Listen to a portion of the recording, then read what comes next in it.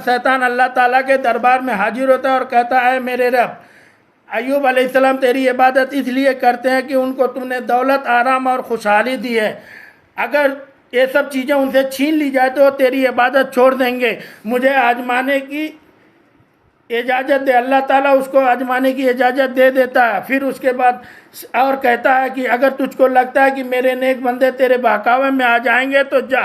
उसके बाद शैतान उनकी सारी दौलत तबाह कर देता है, उनके जानवर मर जाते हैं, खेत और बाग उजड़ जाते हैं और उनका घर भी गिर जाता है, लेकिन उन्होंने सब्र किया और अल्लाह की इबादत में लगे रहे। फिर उसके बाद शैतान उनके सारे बच्चों को एक हादसे में मार देता है, उसके बावजूद उन्होंने अल्लाह ताला की इबादत नहीं छोड़ी। इसमें भी नाकामी मिली तो शैतान ने उनको एक खतरनाक बीमारियों में मुब्तला कर दिया और उनके सारे बदन में कीड़े पड़ जाते हैं।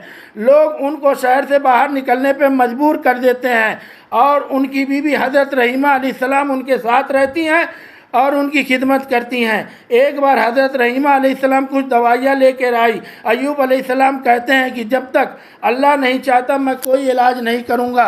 ये बीमारी 18 साल तक रही, लेकिन अय्यूब अलैहिस्सलाम ने कभी सब्र का दामन नहीं छोड़ा। एक बार अल्लाह से दुआ की, ऐ मेरे रब मुझे तकलीफ़ पहुँची है और तू सबसे ज़्यादा रहम करने वाला है। अल्लाह उनकी दुआ कबूल कर लेता है और फरिश्ते को हुक्म देता है अपना पैर ज़मीन पे मारो।